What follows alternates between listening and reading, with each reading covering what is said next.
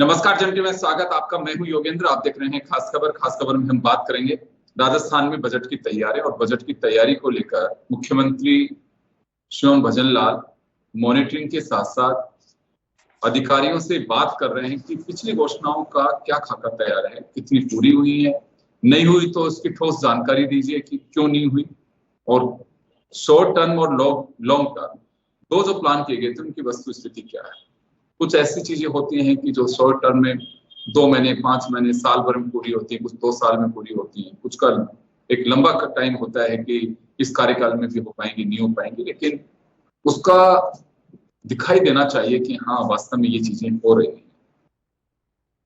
और जो सूत्रों से जानकारी मिल रही है उसमें भजनलाल का ये भी कहना है कि थोड़ा सा आप ट्रैक चेंज करिए ऑफिसर्स को, ब्यूरोक्रेसी को, कि एक जवाबदेही होनी चाहिए। अगर जब हम सदन के अंदर विपक्ष के हमले का जवाब इस तरह से नहीं दे सकते कि हम देखेंगे, कर रहे हैं, कहां हम स्टैंड कर रहे हैं।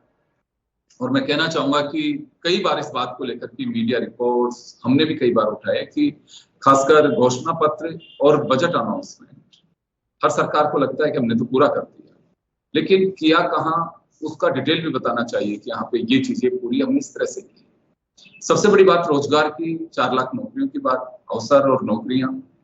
राइजिंग राजस्थान मुझे लग रहा है काफी कुछ इसमें रहेगा और सरकार इसको एक ढाल की तरह भी काम ले सकती है। खैर चले, लेकिन क्या जवाबदेही और जिन चीजों को लेकर के भजनलाल की सरकार, दिया कुमारी ने बजट पेश किया और जब बजट की फाइनल बहस का रिप्लाई जो दिया वो भजनलाल ने दिया। और उनका अपना एक कद और महत्व होता है कि मुख्यमंत्री हाउस को अगर संबोधित करता है तो। हमारे साथ इस पूरे मुद्दे पर चर्चा करने के लिए ओम सैनी साहब हैं, वरिष्ठ पत्रकार, हमारे साथ राजीव जैन साहब हैं, वरिष्ठ पत्रकार, और निसार अहमद साहब हैं हमारे साथ, बजट विश्लेषक। तो हम चर्चा शुरू करेंगे। मैं निसार साहब आपके पास में आना चाहूंगा। सबसे पहले, बहुत सारे बजट आप लोग का एनालिसिस भी करते हैं, तैयारी भी करते हैं, क्या लगता है आपको कि वाकई पढ़ी लिखी जनता पहले भी थी, आज भी है, सोशल मीडिया का वक्त है, तमाम चीजें में होती हैं, तो क्या वास्तव में अब सरकारों को भी अपना ट्रैक बदलना चाहिए कि हाउस में तो बताना ही, पब्लिक में भी एक इमेज जानी चाहिए कि हाँ वास्तव में जो अनाउंसमेंट किए थे वो उनकी धरातल स्थिति ये है। बिल्कुल, नमस्कार और आपका धन्यवाद। ये तो एकदम जो एक पारदर्शिता और जवाबदेही की जो बात है, किसी भी सरकारी काम में, किसी भी सरकारी योजना में, कार्यक्रम में, घोषणा में ये लागू होता है कि सरकारें आम लोगों को ये बताएं कि जो बात कही गई थी बजट के दौरान, या जो बात किसी योजना को लाते समय कही गई थी, घोषणा की गई थी कि इस योजना के ये लाभ होंगे, अब वो उसके लाभ हुए कि नहीं ये बताया जाए। और सरकारें इसमें इसके लिए 2-3 अभी जो वर्तमान में जो तरीके हैं, जो वर्तमान में जो प्रैक्टिस है, वो 2-3 चीजें हैं कि एक तो सरकारें इन सभी चीजों का अपना जवाब जो देती हैं कि उन्होंने क्या किया क्या नहीं किया, वो अपना एनुअल रिपोर्ट में देती हैं, जो एनुअल रिपोर्ट सभी विभाग का आता है अलग अलग। तो एनुअल रिपोर्ट जैसे आता है, मान लीजिए कि ये 2024-25 चल रहा है, तो 2024-25 का एनुअल रिपोर्ट अप्रैल 2025 के बाद कभी आ जाएगा और पहले वो सदन में रखा जाएगा, फिर उसके बाद वो, या बजट के साथ भी बहुत बार आ जाता है, तो बजट के साथ अगर आ गया तो बजट में सदन में रखा गया तो फिर वो पब्लिक में आ जाएगा। तो उसमें लेकिन सारी जानकारी देनी चाहिए, तो उसमें सारी जानकारी कई बार नहीं होती है। और दूसरी बात कि उसमें जानकारी जो, ऐसे तो पूरे साल भर का रिपोर्ट होता है, अप्रैल से लेकर मार्च तक का, लेकिन उसमें जानकारी जो होती है वो नवंबर तक, अक्टूबर तक, ज्यादा से ज्यादा नवंबर तक रहती है। तो उसमें एक तो ये तरीका है सरकार का ये जानकारियां देने का, और दूसरा जो है वो जो जो मुख्यमंत्री कार्यालय है, चीफ मिनिस्टर ऑफिस, वो जरूर ध्यान रखते हैं कि जो घोषणाएं हुई स्पेशली उन पे, कि उन घोषणाओं का और जो सभी मुख्य कार्यक्रम हैं, जो कुछ ऐसे कार्यक्रम सरकार पहचान करती है कि ये कार्यक्रम हमारे लिए ज्यादा महत्वपूर्ण है, तो उन सब पे क्या हो रहा है। तो एक chief minister information system CMIS होता है, तो CMIS के जरिए उस पर नजर रखा जाता है कि घोषणाओं का क्या हुआ। लेकिन वो CMIS तक एक्सेस आम लोगों की नहीं है। उसका वो जो एक इंटरनल मैकेनिज्म है सरकार का, न कि उसको पब्लिक में उसके रिजल्ट नतीजे लगे जाते हैं। इसके अलावा जो बजट को लेके जो प्रैक्टिसेस हैं, जैसे आउटकम बजट, परफॉर्मेंस बजट, उसके डॉक्यूमेंट भी राजस्थान सरकार का कभी आता है, लेट से आता है, नहीं भी आता है। तो उनमें लेकिन बहुत उनमें टारगेट रहता है, लेकिन वो टारगेट अचीव हुआ कि नहीं, ये उसमें पूरी अच्छे से जानकारी नहीं मिल पाती है हमें। तो कुछ कमियां इसमें जरूर रह जाती हैं इन मामलों में, कि हम एक पारदर्शी व्यवस्था बनाएं जिससे ये पूरी जानकारी आम लोगों के सामने आ पाए कि क्या घोषणाएं हुई और उनका क्या कितना क्रियान्वयन हुआ और उनका क्या प्रभाव पड़ा। अभी जो भी है, जो सबसे बेहतर और सबसे ज्यादा जानकारी जिसमें मिल सकती है आपको, वो एनुअल रिपोर्ट्स हैं सभी अलग अलग डिपार्टमेंट के। लेकिन उसमें बजट घोषणाओं पे किसी में रह भी सकता है जानकारी, किसी में नहीं भी रह सकता है। लेकिन इसकी आवश्यकता में कोई इसमें दो राय नहीं है कि ये एक बहुत ही आवश्यक चीज है और ये होना चाहिए। तो मैं ये कहना चाहता हूँ। किसी के यहाँ से वापस से आवाज इको हो रही है, जैसे वापस से चल रही है। चलिए, मैं राजीव जी आपके पास में आना चाहूंगा। जी, हम कई बार देखते भी हैं, जैसे निसार साहब का काफी बजट पे ही फोकस रहता है और वो बजट का पूरा अपने तरीके से अध्ययन भी करते हैं। कई ऐसी घोषणाएं हैं जो वास्तव में घोषणाएं तो करती जाती है, लेकिन उनका अता पता नहीं होता है। विपक्ष अपनी भूमिका में डिमांड कर सकता है, सरकार को जवाब देना होता है, लेकिन जो सूत्रों से जानकारी मिल रही है, इस बार भजन लाल इस ट्रैक को बदलना चाहते हैं।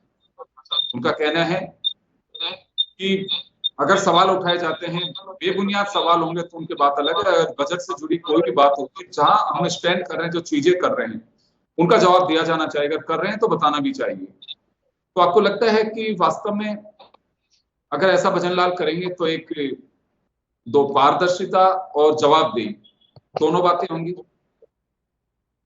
देखिए, निश्चित तौर पर यदि ऐसा करते हैं तो पारदर्शिता भी आएगी और जवाबदेही भी होगी विधानसभा के प्रति, क्योंकि बजट जो दिया गया था वो विधानसभा में दिया गया था और वो बजट घोषणाएं थी। और आप इसको इसके दो फेज में देख सकते हैं। कुछ घोषणाएं होती हैं जो दीर्घकालीन होती है, जैसे निर्माण कार्य से संबंधित होती है। उसमें बजटीय प्रावधान रहता है कि वो 2 साल में, 3 साल में कब पूरी होगी, तो इस साल के लिए उसके लिए इतना बजट रखा गया है। कुछ घोषणाएं होती हैं जो योजनाओं से जुड़ी होती हैं, या स्कीम्स हैं। कुछ वेलफेयर स्कीम सरकार लागू करती है या घोषणा करती है, और कुछ अलग अलग वर्गों के लिए कुछ ना कुछ कल्याणकारी योजनाएं जो सरकार लागू घोषणा करती है बजट में। तो उनको लागू करने में कहीं दिक्कत नहीं आती, क्योंकि उनका बजटीय प्रावधान रहता है। उनके नियम कानून और जो चीजें बननी होती हैं उससे संबंधित वो सब चीजें बन जाती हैं। अब वो 31 मार्च से पहले लागू होना होता है। अब मुख्यमंत्री लगातार मीटिंगें ले रहे हैं, विभागवार मीटिंगें ले रहे हैं, रिव्यू मीटिंगें ले रहे हैं कि उन जिन विभागों से संबंधित जो घोषणाएं हुई है, चाहे वो निर्माण से संबंधित हो या योजनाओं से संबंधित हो, योजनाओं को तो अब लागू करना ही है 31 मार्च से पहले। तो उनके जो नियम वगैरह है उनमें सारी एक्सरसाइज विभाग अपने स्तर पे कर ले। उसमें क्या विधिक प्रावधान भी रहते हैं कई चीजों में, तो उन सब चीजों पर ध्यान दिया जा रहा है। जहां तक मेरी जानकारी, एक योगेंद्र जी जैसा आप भी कर रहे थे, कल एक पत्रकार संगठन के कुछ पत्रकार साथी हमारे मिले थे मुख्यमंत्री जी से, उनके आधे घंटे तक उनसे बातचीत भी हुई थी।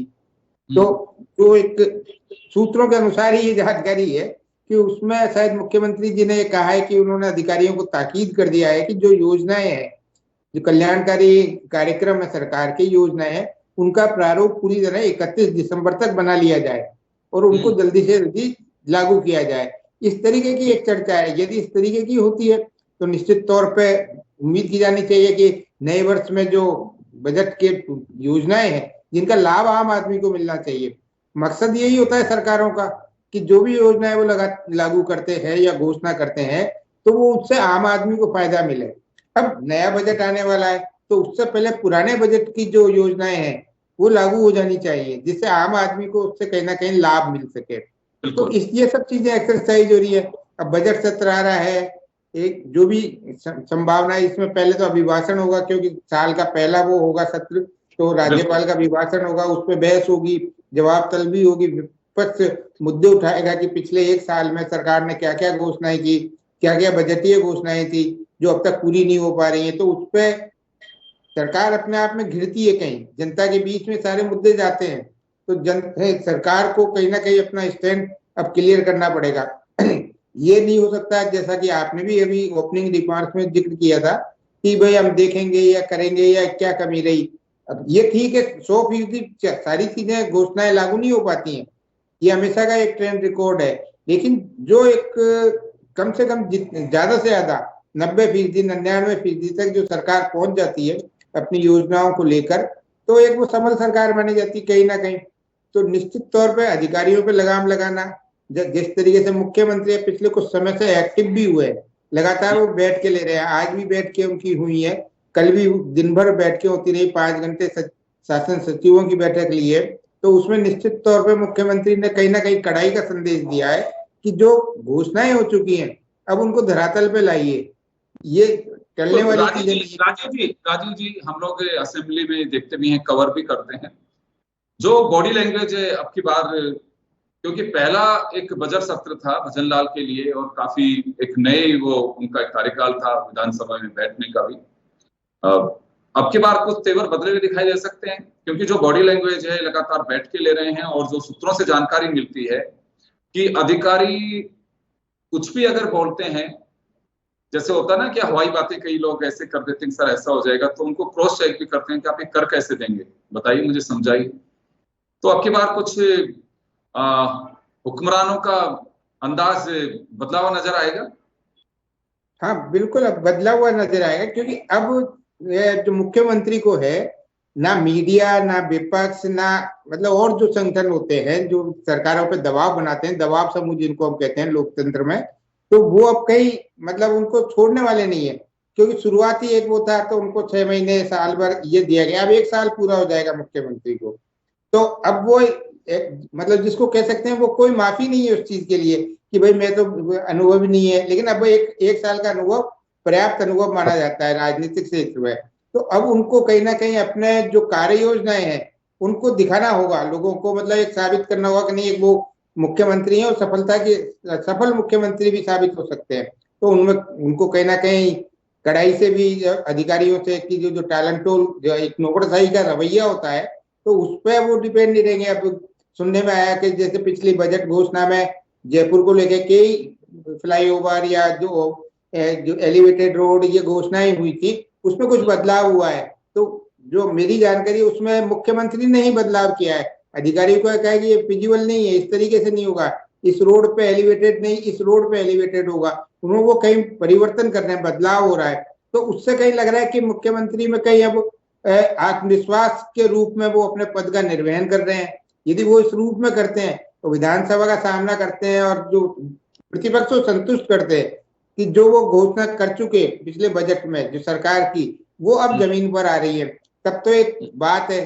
तो निश्चित तौर पे अभी आने वाले समय में ही हम देखेंगे कितना बदलाव होता है या क्या सरकार का या मुख्यमंत्री का रवैया किस रूप में आता है। बिल्कुल सही कह रहे हो, तभी कहा जाएगा कि बदले बदले दिखते हैं जनाब। इस बार मैं ओम सैनी साहब के पास में जाना चाहूंगा। तो बजट आपने भी कितने दशक से आप देख रहे हैं, हर सरकार का अपना दावा होता है और विपक्ष का हंगामा या उनका सवाल, और सरकार ये कहते हैं कि नहीं हो गया, कर देंगे, देख लेंगे। ये जो ढुलमुल बात होती है, देखिए बजट आप पब्लिक के लिए पेश करते हैं, और अगर बजट पे कोई सवाल भी खड़ा कर रहा है तो जनहित में किया जा रहा होगा। कई बार पार्टी के खुद के अपने लोग भी सवाल खड़े करते हैं कि नहीं अभी तक तो कुछ हुआ नहीं, खासकर सड़क, बिजली, पानी, ऐसी चीजें होती हैं कि कुछ नहीं। मैंने विधानसभा सत्र के दरमियान ही, राजीव जी थे, मंत्रियों के जवाब से खुद के पार्टी के, चाहे कांग्रेस की गवर्नमेंट हो चाहे बीजेपी की वर्तमान सरकार हो, पेपर पे कागज यूं फेंकते हुए देखा है विधायकों को कि रहने दो, फिर जवाब ही नहीं है तो क्यों बैठा रखा है यहाँ पे, यूं करते हुए। बाद में जो भी डैमेज कंट्रोल के लिए बैठाते होंगे, मंगलवार को बैठ के भी होती है, कभी किसी की कब होती है। तो अगर वास्तव में भजन लाल इस बात का एक भरोसा दिला सके कि 1 साल की मेरी रिपोर्ट कार्ड ये है बजट को लेकर के, तो एक अच्छी शुरुआत कही जा सकती है अगर करते हैं तो। निश्चित रूप से योगेंद्र जी, जब आदमी जमीन से जुड़ा होता है, गांव गांव और शहर शहर घुमा होता है, भजन लाल ऐसे ही कार्य करता रहे और उनको मौका मिला है चीफ मिनिस्टर बन के काम करने का, तो बहुत सारी जिम्मेवारियां उनके ऊपर है। एक लोगों का एक तो जो निर्वाचित विधायक जो उनके सामने बैठे पक्ष में और विपक्ष में, वो अपने सवालों के जवाब चाहेंगे और उनके जवाब अगर आपके मंत्री या प्रशासनिक अधिकारी नहीं देते हैं तो इसका मतलब ये है कि कहीं तालमेल बैठा हुआ नहीं है, लेकिन वो देते हैं, आपके पास में सही सूचनाएं देते हैं, उसके नतीजे बड़े बेहतर आएंगे। लोग कहेंगे हाँ ये जो, क्योंकि जिस तरीके से भजन लाल जी की उत्पत्ति हुई राजस्थान की राजनीति में वो बड़ी रोचक रही है, और उसके बाद में उन्होंने साबित किया कि 7 में से 6 सीटें कैसे बीजेपी हासिल कर सकती है। तो इसका मतलब उपलब्धि के रास्ते पे वो प्रारंभ हुए हैं, और जितना अपेक्षा की जाती थी उसके मुताबिक अब तक रहे हैं। तो ये अब आने वाले सत्र में भी उनके हर विभाग के साथ में इसी तरह के तालमेल अगर विधानसभा में नजर आता है तो निश्चित रूप से उनकी वाहवाही होगी, और पता लगेगा कि जमीन से जुड़ा हुआ आदमी ज्यादा प्रभावी होता है उन लोगों से जो पैराट्रूपिंग करके आ जाते हैं या फिर राजनीति में शौकिया तौर पे होते हैं। उन लोगों की तरह से नहीं, आम लोगों की तकलीफों को महसूस करते हैं और आगे चलने की बात सोचते होता है। ऐसा ही मुझे लगता है कि आने वाले वक्त में यही सब देखने को मिलेगा। देखिए, पार की नजरें आप बहुत अच्छे से देखते हैं और जरूर नहीं कि सामने आप आदमी के बॉडी लैंग्वेज से पता लग सकता है। तो भजन लाल कुछ बदले नजर आ रहे हैं कि 1 साल का जो उनका कॉन्फिडेंस है? सब कमाल कर रहे हैं, आप बदले नजर आ रहे हैं, उन्होंने तो हंगामा कर रखा है। आप कहते हैं बदले बदले, शहर में मतलब पूरे प्रदेश में जिस तरीके से वो आवाजाही उनकी बची हुई है, कभी यहाँ कभी वहाँ, और साथ साथ में जिस तरीके से प्रशासनिक अधिकारियों को आड़े हाथों लेने का जो आर्ट है वो ये बहुत मुश्किल काम होता है, तो वो जी सर करके और इतना मोहित करते हैं कि जो निर्वाचित प्रतिनिधि आता उस तरीके से बातचीत कर नहीं पाता। लेकिन इस बार ये सारा काम तो उन्होंने छोड़ा है उसके पास में जो चीफ सेक्रेटरी हैं उनके माध्यम से तो करते हैं, और साथ में लेकिन जो कुछ अपनी पार्टी के जो उनके लक्ष्य हैं उनको हासिल करने के लिए कहीं पर भी किसी के साथ में बदले हुए नजर नहीं आते। ऐसा लगता है कि सीधा उन्हीं को लेकर के सारी बातें हो रही है। तो निश्चित रूप से मुझे लगता है कि नया आदमी बहुत बेहतर काम कर सकता है। पुराना आदमी तो सोचेगा कि पैसा कहाँ से लाऊंगा, ये सब कहाँ से लाऊंगा, डेवलपमेंट का मॉडल क्या है, इसको कैसे वो करेंगे। अब उनके सामने सारा आ गया कि आपके पास में पेट्रोल भी है, आपके पास में उसकी सफाई करने का सिलसिला भी है, आने वाले वक्त में वो पैसा कैसे जुटेगा। और आपको अपनी योजनाओं में किसी तरीके की वो नहीं करनी चाहिए, खुल करके करना चाहिए। क्योंकि तो झगड़ा जब भैरव सिंह से शेखावत चीफ मिनिस्टर थे और अशोक गहलोत चीफ मिनिस्टर बने थे तो ये आरोप लगाया था उन्होंने, अशोक गहलोत ने कि साहब इतना उधार चढ़ गया, लेकिन जब वो गए तो उसके बाद दुगना उधार राज्य पे चढ़ गया था। डेवलपमेंट होता है तो डेवलपमेंट के इस मॉडल में आपको पैसे लेने पड़ते हैं, देखना पड़ता है कि उसका मतलब उसका कोई गलत खर्च ना हो। बाकी जैसे आपने अभी तो वो सारा देख रहे हैं, अच्छा लग रहा है। आपकी इस बात को मैं आगे बढ़ाऊंगा, निसार अहमद साहब के पास में जाना चाहूंगा। कई बार जब हम बजट से पहले की चर्चा और बजट पे चर्चा करते हैं तो कई बार कहते भी कि देखिए कर्ज लेना कोई गुनाह नहीं है, राज्य को का बजट का दायरा बढ़ाना है, आपके पास में रिसोर्सेज नहीं है तो कर्ज लेना होगा, ये है सिस्टम है, इसमें कहीं कोई बात नहीं। लेकिन मैक्सिमम यूटिलाइज कैसे किया जा सकता है, तो सर ये भी एक बानगी पेश करनी चाहिए कि हमने इतना पैसा यूटिलाइज किया।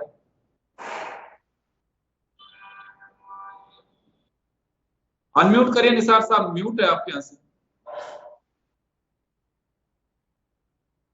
जी, तो जी। वही यूटिलाइज हुआ और यूटिलाइजेशन प्रॉपर हुआ, उसके आउटकम निकले उनका। एक तो होता है कि हमने एक योजना बनाया और योजना को लागू कर दिया, लेकिन ये एक हुआ कि भाई हमारा आउटपुट आ गया, हमने सोचा था इतना हम खर्च करेंगे और इससे ये बना लेंगे, लेकिन उसके एक स्टेप आगे की बात है कि आउटकम आया कि नहीं। तो बच्चे स्कूल में आए लेकिन बच्चों ने लर्निंग सीखा कि नहीं, और बच्चे स्किल में ज्वाइन किए लेकिन उनको स्किल सचमुच आया कि नहीं, और फिर स्कूल से उनको नौकरियां मिली कि नहीं। तो ये फिर आउटकम की तरफ हम तब जाएंगे। तो अगर हम प्रॉपर यूटिलाइजेशन देखना चाहते हैं तो हमें जो सिलेक्टेड हमारी योजनाएं हैं जो जिन पे हमारा ज्यादा दारोमदार है कि इनसे हमारे SDGs कंप्लीट होंगे, 2030 तक हमारा लक्ष्य बनाया हमने कि सस्टेनेबल डेवलपमेंट गोल्स को हम अचीव करेंगे, या इनसे जो रूलिंग पार्टी है उसकी जो मैनिफेस्टो के मुख्य जो घोषणाएं हैं, जो वादे हैं, इन योजनाओं से पूरे होने की उम्मीद है, या जो योजनाएं समाज के जो कमजोर वर्गों और कमजोर तबकों के लिए हैं उन योजनाओं के, तो उनके हमें आउटपुट के से एक कदम आगे बढ़ के आउटकम पे भी देखना चाहिए। और हमें सरकार से ये हम उम्मीद करते हैं कि जब हमारे मुख्यमंत्री माननीय मुख्यमंत्री महोदय ने जब ये कदम उठाया, ये बात अगर रखी है कहीं पे, जैसा कि आप बता रहे हैं कि हमें देखना होगा कि हमारे वादे पूरे हुए कि नहीं, तो हमें पूरी उम्मीद है कि वादे पूरे होने के साथ साथ उसका जो अगला कदम है उस पे भी कुछ जानकारी हमें मिलेगी।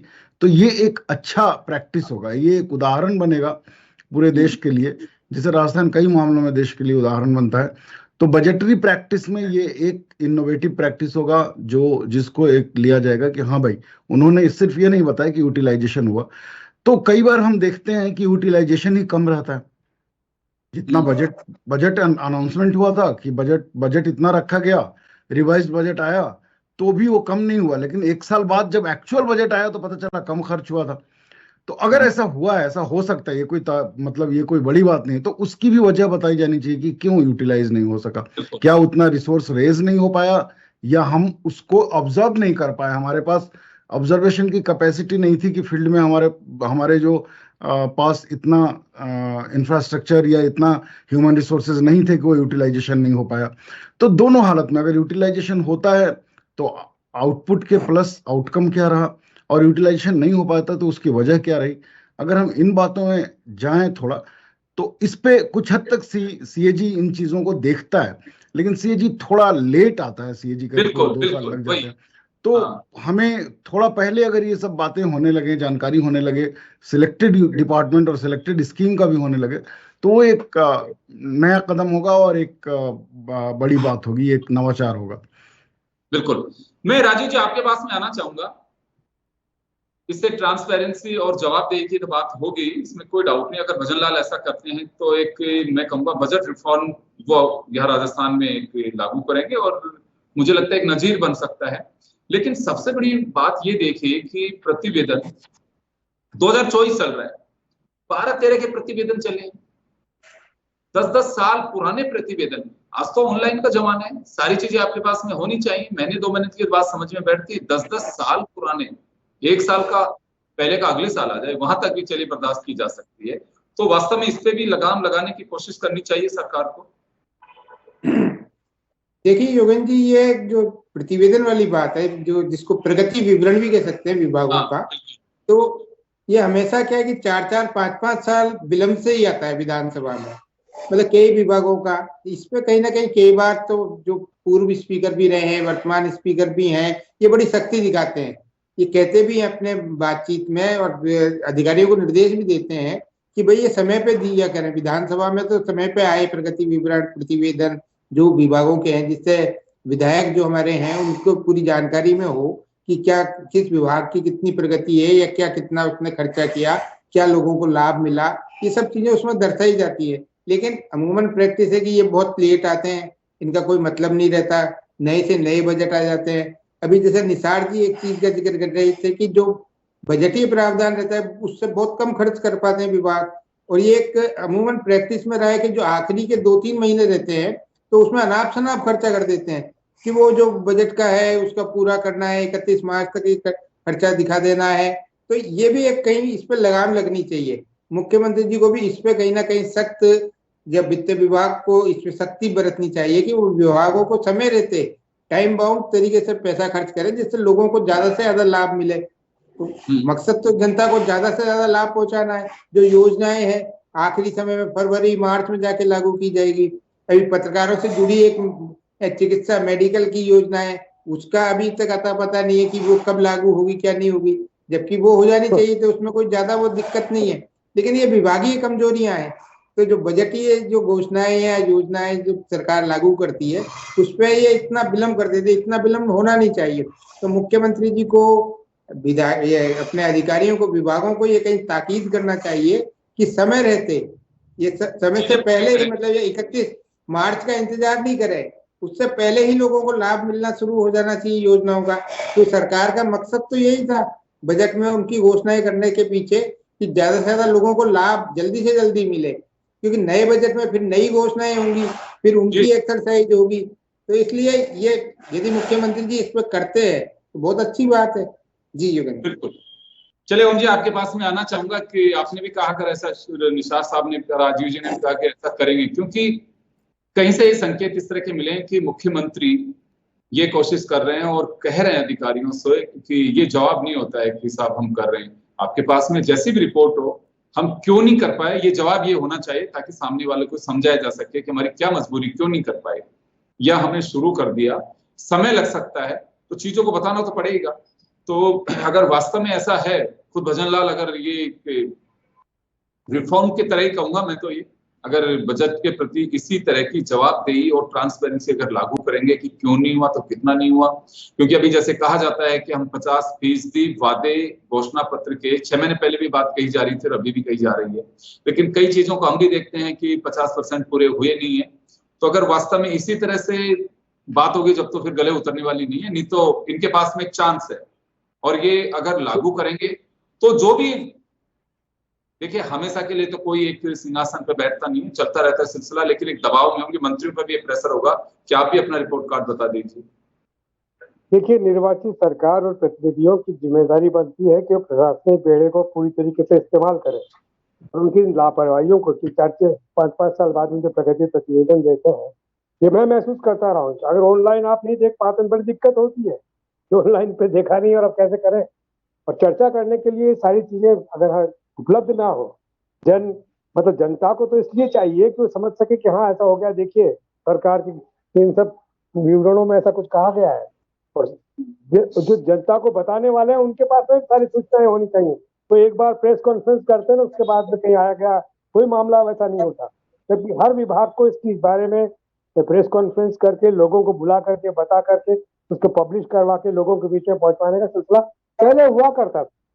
मैंने ये देखा है, लेकिन धीरे धीरे ये गौण हो गया। सीधा सीधा मुख्यमंत्री जी एक प्रेस कॉन्फ्रेंस करते हैं, वो बात कहते हैं और बात खत्म हो जाती है।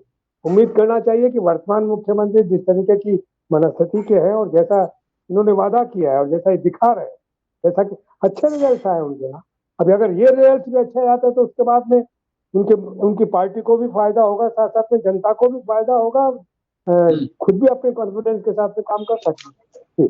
जी बिल्कुल, आप सही कह रहे हैं। और एजेंडा हम ये कर सकते थे। मैं युगेंद्र जी इसमें एक चीज जोड़ना चाहता हूँ। जी, वार्षिक प्रतिवेदन जो है विभागों के, वो विभागों के वेबसाइट पे कई बार दिखाई नहीं देते हैं, लेकिन विधानसभा ने अपने वेबसाइट पे एक बटन बनाया है बिजनेस करके, उसमें आप जाएंगे एनुअल रिपोर्ट में नीचे, तो वहां पे आपको अपडेटेड मिलेगा बिल्कुल। तो ये थोड़ा हमें मतलब ये थोड़ा ज्यादती होगी ये बोलना कि एनुअल रिपोर्ट बहुत पुराने उपलब्ध है, अब ऐसा नहीं है। अब एनुअल रिपोर्ट राजस्थान सरकार के उपलब्ध हैं हमारे पास, लेकिन एनुअल रिपोर्ट की सीमाएं हैं, जैसा कि मैंने कहा, उसकी सीमाएं हैं कि वो नंबर पे फोकस करता है, वो आउटकम पे फोकस करता है, आउटपुट पे फोकस करता है, और आउटकम पे उतना फोकस नहीं करता है। तो ये उसकी सीमाएं हैं। और दूसरी सीमा ये है कि उसमें नवंबर तक का ज्यादा से ज्यादा आंकड़ा रहेगा हर साल का, उससे पहले साल का साल भर का रह सकता है, लेकिन जो साल आपको देखना चाहते हैं करंट ईयर, उसका नवंबर तक का रहेगा। तो ये दिक्कत है, लेकिन ये थोड़ी ज्यादती है बोलना कि उपलब्ध ही नहीं है। विधानसभा की वेबसाइट पे अलग अलग नहीं, विधानसभा के वेबसाइट पे अपडेटेड है बिल्कुल, और डिपार्टमेंट के वेबसाइट पे वो हो सकता है नहीं हो, लेकिन विधानसभा के वेबसाइट पे है। चलिए, बहुत बहुत शुक्रिया सर आप सभी का, और समय हो चुका है, खास खबर में इतना ही, दीजिए इजाजत, नमस्कार, थैंक यू।